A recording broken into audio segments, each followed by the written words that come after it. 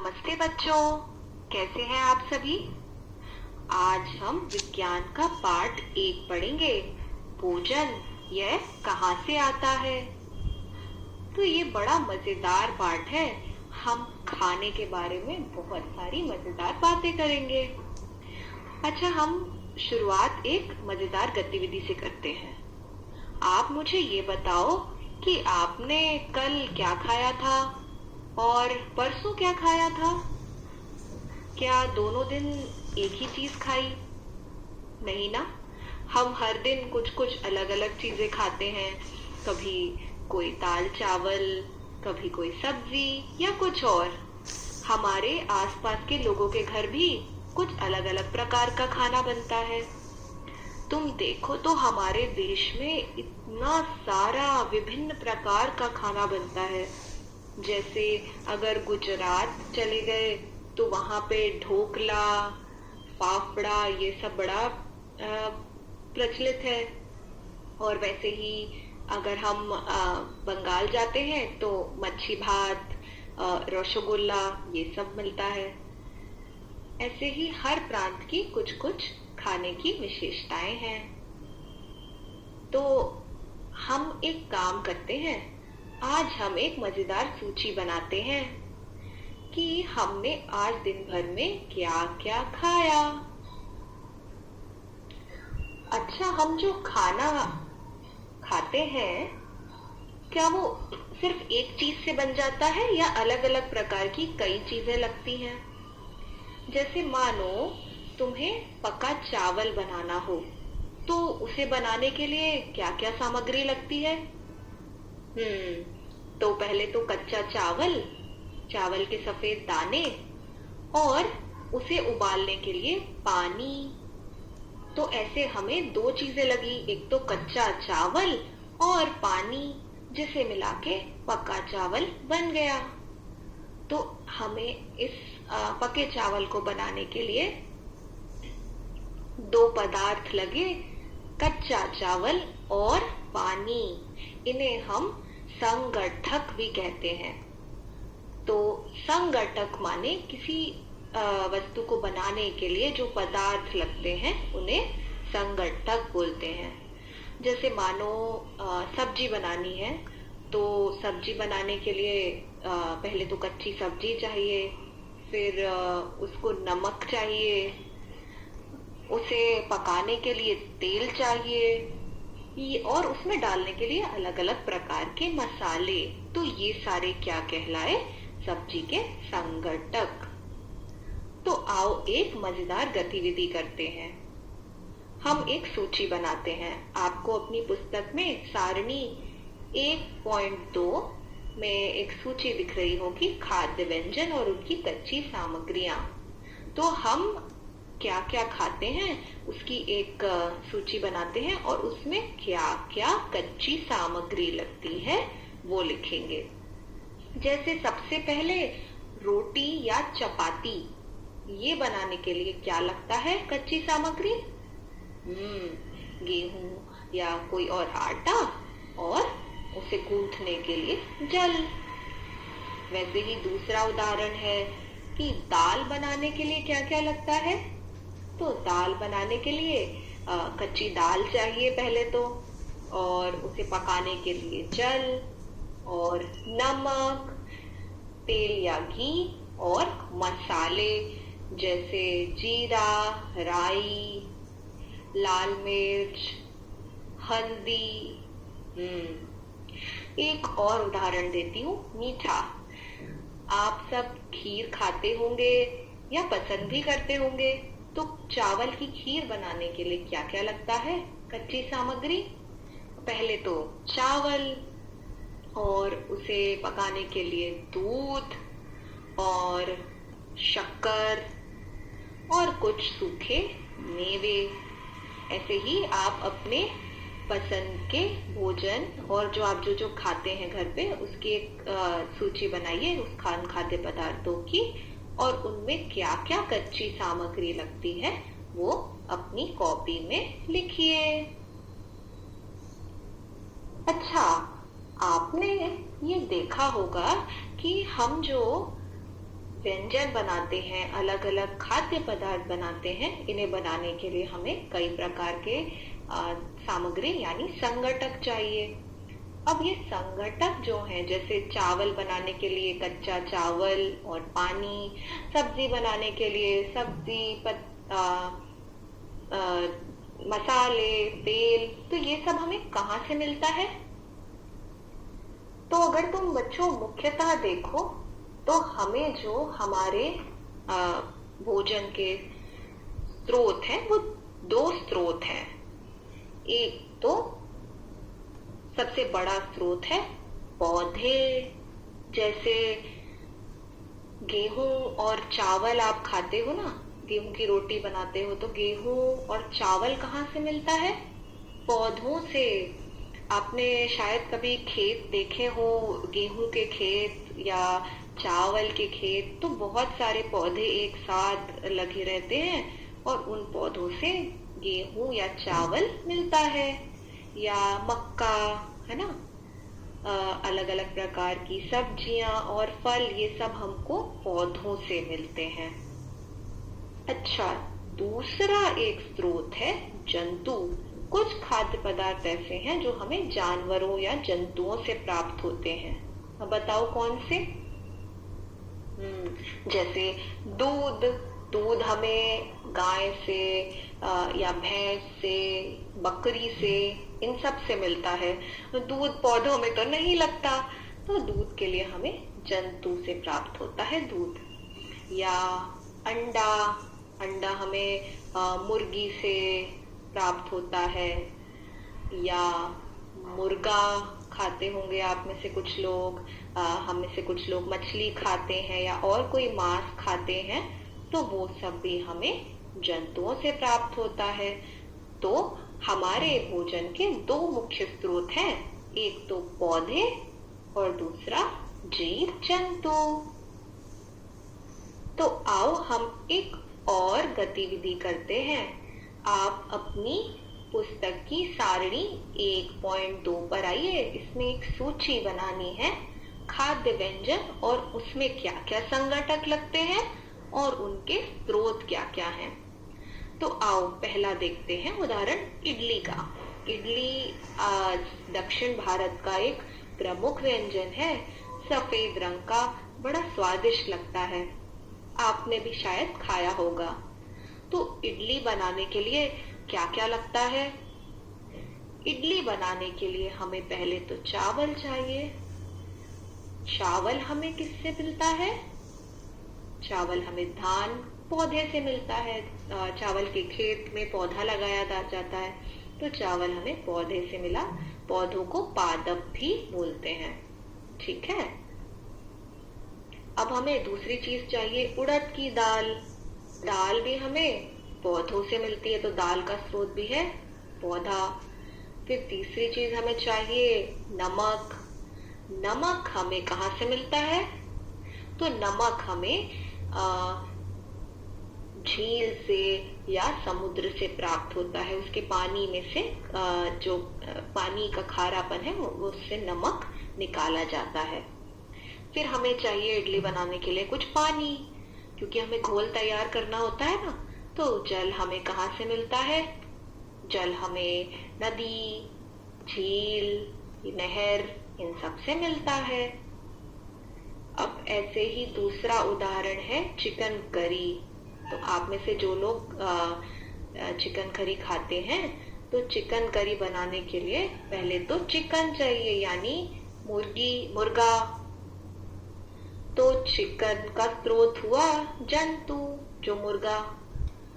फिर हमें चिकन बनाने के लिए मसाला चाहिए चिकन करी के लिए। तो वो मसाले हमें कौन कौन से मसाले होते हैं? लाल मिर्च, तो हल्दी, नमक, ऐसे मसाले। तो मसाले हमें पौधों से मिलते हैं। फिर तेल या घी। तो तेल भी या तेल जो होता है वो भी हमें पौधों से प्राप्त होता है। तुमने अगर सरसों का तेल देखा हो, तो सरसों का तेल बनाने के लिए सरसों के बीज होते हैं, उनको पीस के बनाया जाता है तेल, या मूंगफली का तेल तो वो मूंगफली को पीस के बनता है, इसलिए तेल का भी स्रोत हुए पौधे। पर घी का स्रोत कौन है? घी तो हमें पौधों से नहीं मिलता। घी हम दूध से बनाते हैं, जो हमें गाय से मिलता है या कोई और भैंस से, ऐसे जानवरों से मिलता है। तो घी का स्रोत हुआ जंतु। जल तो जल हमें नदी तालाब वगैरह से मिलता है। तो अब ये खीर वाले उदाहरण को हल करो। दूध हमें प्राप्त हुआ खीर बनाने के लिए जंतु से, चावल मिला पौधे से, और चीनी कहाँ से आई? चीनी का स्रोत पता है क्या आपको? तो चीनी जो होती है ना, हम गन्ने से मिलती है। गन्ना आपने खाया होगा, लंबा एक डंडे समान होता है, तो उसका जो रस होता है उसको पका के चीनी या गुड़ बनाया जाता है। तो चीनी का स्रोत भी पौधा हुआ। तो तुमने देखा कि हम ज्यादातर भोजन के रूप में पौधों का इस्तेमाल करते हैं, पौधों के हिस्सों का इस्तेमाल करते हैं। अच्छा, तुमने देखा होगा कि जो पौधे हैं हम उनके अलग अलग भाग का उपयोग करते हैं। जैसे कुछ पौधों के हम फल खाते हैं, जैसे आम का फल है ना, आम के पेड़ में जो फल लगता है वो कितना स्वादिष्ट होता है ना। गर्मियों के मौसम में हम कितना आम खाते हैं। तो आम हमें पौधे के फल से मिलता है। फिर जैसे ऐसे ही सीताफल, केला, ये सब फल। टमाटर भी पौधे का फल होता है। अच्छा, कभी कुछ पौधों के हम पत्ते भी खाते हैं। जैसे कौन से पौधे हैं जिनके पत्तों का हम खाने के रूप में प्रयोग करते हैं? जैसे पालक, मेथी, सरसों की भाजी, या आप में से कुछ लोगों ने बथुआ भाजी खाई होगी, चौलाई भाजी खाई होगी। तो ये सब पौधों के पत्ते हैं जिन्हें हम भोजन के रूप में इस्तेमाल करते हैं। फिर कुछ पौधे जो होते हैं उनकी हम जड़ भी खाते हैं। जैसे जड़ क्या होती है बच्चों? तो आप अपनी पुस्तक में ये चित्र देख रहे होंगे।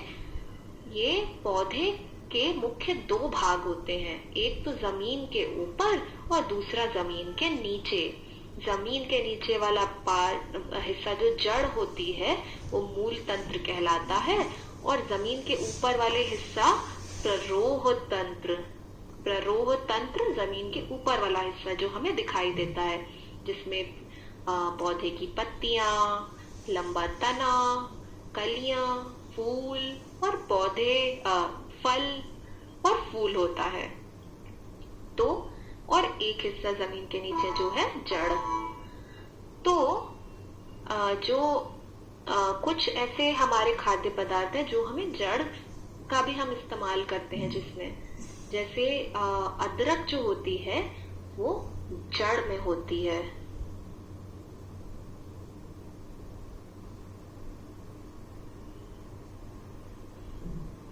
कई बार लोग पौधों के फूलों को भी खाते हैं।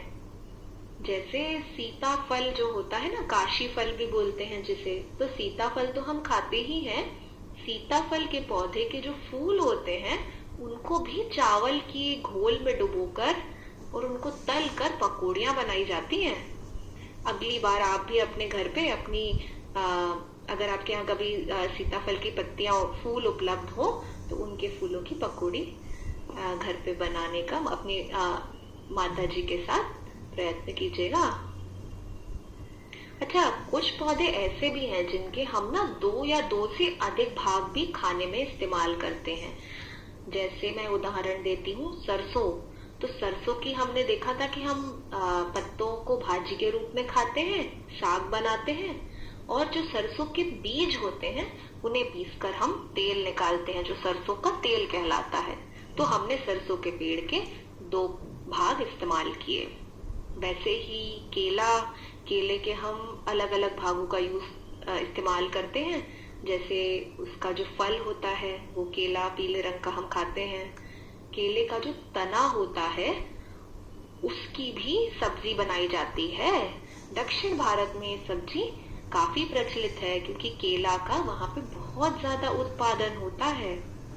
तो तुम देखोगे कि हम पौधे के अलग अलग हिस्सों को उपयोग करते हैं। तो आओ एक और मजेदार सूची बनाते हैं। ये है सारणी 1.4, भोजन के रूप में पौधे के भाग। ये आपको आपकी पुस्तक में दिखाई दे रहा होगा। तो इसमें पहला उदाहरण है बैंगन का भरता। तो ये खाद्य पदार्थ है बैंगन का भरता। इसको बनाने के लिए क्या क्या संघटक चाहिए, क्या क्या खाद्य कच्ची सामग्री चाहिए।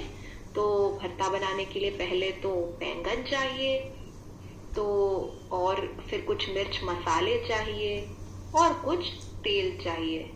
तो बैंगन, तो हमें पौधे का कौन सा भाग है, वो है बैंगन फल है। जो बैंगन का पौधा होता है उसका फल होता है जिसे हम बैंगन के रूप में खाते हैं। फिर ये जो मिर्च मसाले हैं जैसे हल्दी, मिर्ची, ये सब भी पौधे के फल से मिलते हैं। अब हमें लगेगा तेल बैंगन का भरता बनाने के लिए। तो तेल कहाँ से मिलता है? तेल हमें पौधों के बीज से मिलता है जिसको पीस कर तेल निकाला जाता है। जैसे मूंगफली का तेल बनाने के लिए जो मूंगफली होती है ना कच्ची, उसको पीस के उसमें से तेल निकाला जाता है। तो ये हिस्सा है बीज। हम एक और उदाहरण लेते हैं। आपने फूल गोभी की सब्जी खाई होगी। तो फूल गोभी की सब्जी बनाने के लिए पहले तो फूल गोभी चाहिए।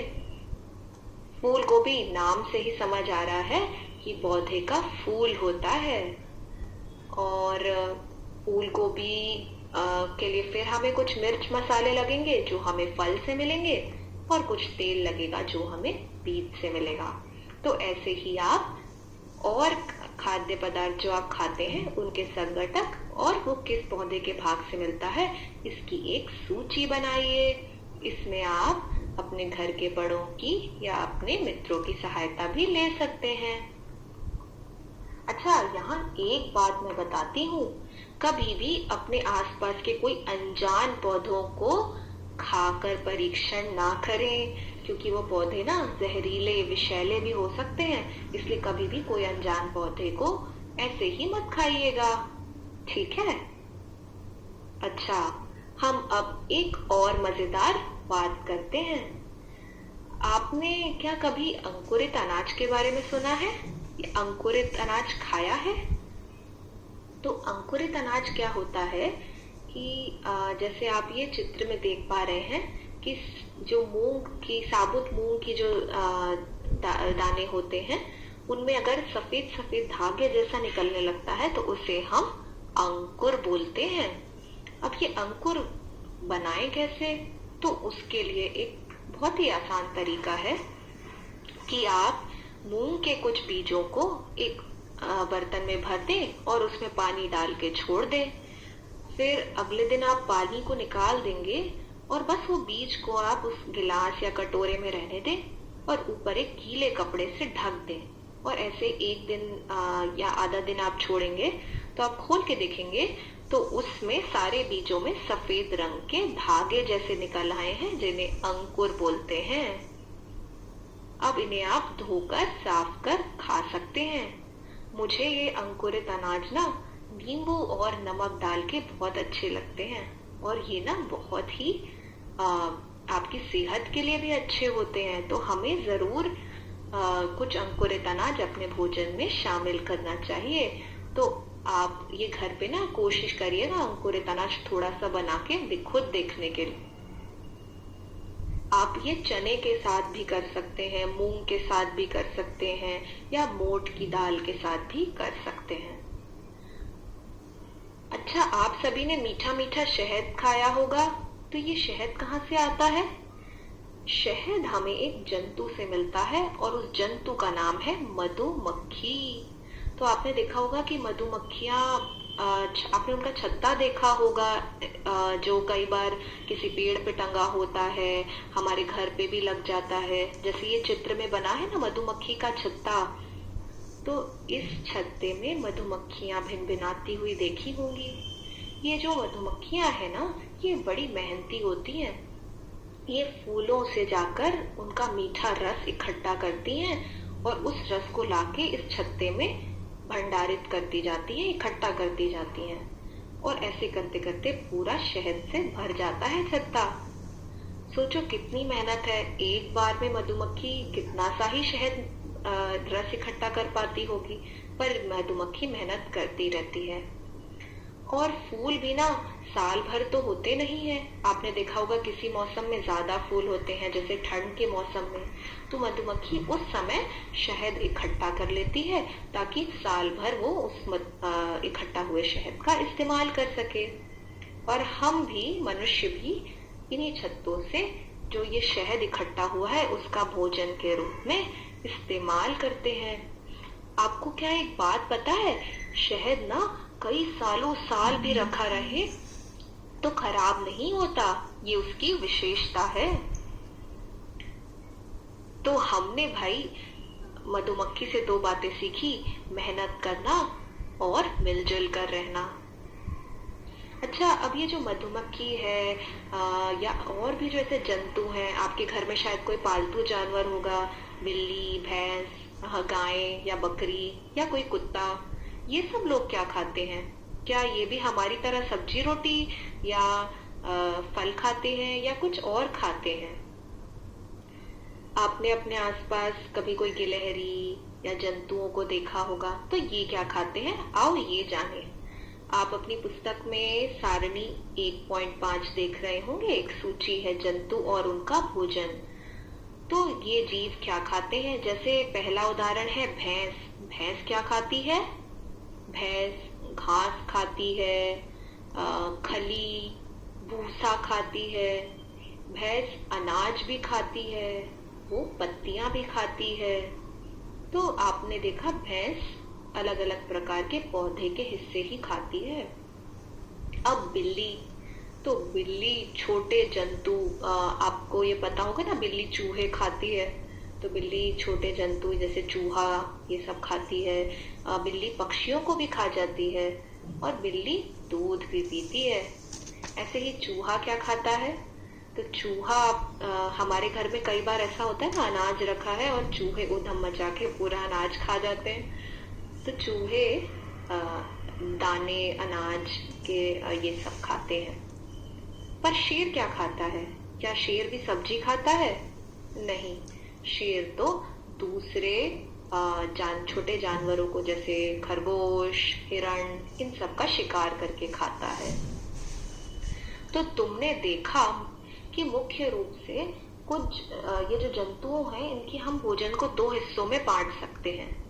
कुछ प्राणी ऐसे हैं जो दूसरे प्राणियों को खाते हैं, उन्हें हम मांसाहारी कहेंगे।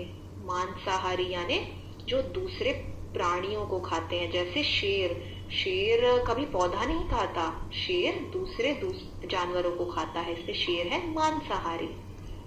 फिर कुछ प्राणी ऐसे हैं जो सिर्फ पौधे खाते हैं, उन्हें हम शाकाहारी कहते हैं। जैसे गाय, गाय हमेशा पौधा खाती है, घास खाती है, पत्तियां खाती है, तो गाय शाकाहारी है।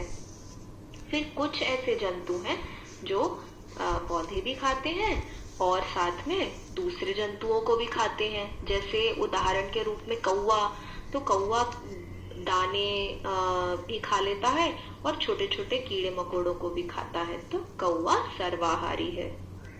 अच्छा, ये बताइए मनुष्य क्या है? मनुष्य, कुछ मनुष्य तो शाकाहारी हैं जो सिर्फ पौधे खाते हैं, और कुछ मनुष्य ऐसे हैं जो मांस भी खाते हैं और पौधे भी खाते हैं। तो आओ हम अपने पाठ के कुछ प्रमुख शब्दों को फिर से याद कर लें। पहला शब्द है संगठक। तो संगठक क्या था, याद करो। हमने उदाहरण लिया था कि पके चावल को बनाने के लिए कच्चा चावल और पानी चाहिए, तो कच्चा चावल और पानी संगठक है, यानी किसी पदार्थ को बनाने के लिए जो हमें कच्ची सामग्री चाहिए उसे हम संगठक कहेंगे। दूसरा शब्द खाद्य। खाद्य माने जिसे खा सकते हैं। मकरंद। मकरंद माने फूलों का रस। मधुमक्खी मकरंद इकट्ठा करके शहद बनाती है। फिर है अंकुरित बीज। तो हमने मूंग का उदाहरण लिया था ना कि जिन बीजों में से अंकुर यानी सफेद धागे जैसे निकल आए हैं उनको अंकुरित बीज बोलते हैं। फिर है अगला शब्द शाकाहारी। शाकाहारी माने ऐसे जीव जो जंतु केवल पौधे खाते हैं उनको हम शाकाहारी बोलते हैं, जैसे गाय। फिर मांसाहारी, वो जंतु जो दूसरे प्राणियों को ही खाते हैं उन्हें मांसाहारी कहते हैं, जैसे शेर। शेर सिर्फ दूसरे प्राणी खाता है। फिर है सर्वाहारी। सर्वाहारी वो जंतु जो दूसरे प्राणी भी खाते हैं और कुछ पौधे भी खा लेते हैं, जैसे हमने कौवे का उदाहरण लिया था कि वो दाने भी खाता है और साथ में छोटे छोटे कीड़ों को भी खाता है। तो था ना बच्चों ये एक मजेदार पाठ। हमने खाने के बारे में कितनी सारी बातें करी। तो आओ हम अभ्यास भी हल करते हैं। पहला प्रश्न है अभ्यास का आपकी पुस्तक में, क्या सभी जीवों को एक ही किस्म के भोजन की आवश्यकता होती है? तो आपने पाठ में देखा ही होगा कि हर जीव का अलग अलग प्रकार का भोजन है। कोई मांसाहारी है, कोई शाकाहारी है, कोई सर्वाहारी है और अलग अलग प्रकार की चीजें खाता है। तो आप एक सूची बनाना कि कौन सा जीव कैसा भोजन करता है। दूसरा प्रश्न है 5 पौधों के नाम लिखने हैं और बताना है कि उनका कौन सा भाग खाद्य पदार्थ के रूप में उपयोग होता है। तो मैं आपको एक उदाहरण देती हूँ, बाकी 4 आप खुद लिखिएगा। तो हम बात करते हैं टमाटर के पौधे की। तो हम टमाटर का जो टमाटर के पौधे में जो फल होता है उसे हम खाते हैं टमाटर के रूप में, लाल लाल रंग का। तो हम टमाटर के पौधे का फल खाते हैं। ऐसे ही आप बाकी 4 लिखिए। तीसरा प्रश्न है कॉलम 1 में दिए गए खाद्य पदार्थ का मिलान कॉलम 2 से करिए। तो सबसे पहला हम शुरू के 2 साथ में हल करते हैं, बाकी 2 आप खुद हल कीजिएगा। पहला है दूध दही पनीर घी। तो ये क्या है दूध दही पनीर घी? आओ एक एक करके देखते हैं। दूध दही पनीर घी दूसरे जंतुओं को खाते हैं क्या? नहीं, ये तो नहीं है। पादप एवं पादप उत्पाद खाते हैं क्या? नहीं। सब्जियां हैं? नहीं, दूध तो सब्जी नहीं है। सभी जंतु उत्पाद हैं। हाँ, ये सही बैठ रहा है कि दूध दही पनीर की सभी जंतु उत्पाद हैं। तो इसको आप आपस में जोड़ दो। अब अगला है पालक फूल गोभी गाजर। तो ये सभी क्या है? सब्जियां। तो इनको सब्जियां हैं। पालक फूल गोभी गाजर सब्जियां हैं। अब अगले 2 आप खुद हल करिए। अब हम अभ्यास 4 करते हैं। नीचे दिए गए शब्दों से रिक्त स्थानों की पूर्ति करिए। पहला क, बाघ एक खालिस्तान है क्योंकि यह केवल मांस खाता है। तो ऊपर के शब्दों से आओ हम एक एक करके चेक करते हैं। बाघ एक क्या शाकाहारी है? नहीं, बाघ तो शाकाहारी है नहीं। बाघ एक पादप है? नहीं, बाघ तो पौधा भी नहीं है। बाघ एक दूध है? नहीं, ये भी गलत। बाघ एक गन्ना है? नहीं, ये भी नहीं। बाघ एक मांसाहारी है क्योंकि वह केवल मांस खाता है। हाँ, ये सही बैठ रहा है। तो पहले प्रश्न का उत्तर है बाघ एक मांसाहारी है क्योंकि वह केवल मांस खाता है।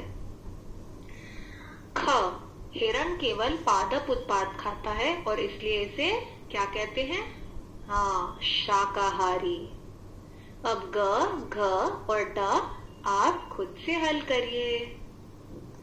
तो आपने देखा इस पाठ में कि हम हमारे देश में कितनी सारी अलग अलग प्रकार की चीजें खाते हैं और हर घर में हर राज्य का भोजन कितना अलग अलग प्रकार का है। अच्छा, आपने एक चीज शायद देखी हो कि कई बार अपने आसपास के कुछ लोगों को खाना उपलब्ध नहीं हो पाता। इनके क्या कारण है? हम खाने की बर्बादी को कैसे रोक सकते हैं, ये अपने मित्रों के साथ या अपने घर के बड़ों के साथ आप चर्चा कीजिएगा कि हम खाने की बर्बादी को कैसे रोक सकते हैं और हम सभी लोगों को भोजन कैसे उपलब्ध करा सकते हैं। तो आशा है मुझे कि आपको ये पाठ पढ़ के बहुत मजा आया होगा और आप सारे अभ्यास भी करेंगे। चलिए अब हम अगले पाठ के साथ फिर मिलेंगे। नमस्ते।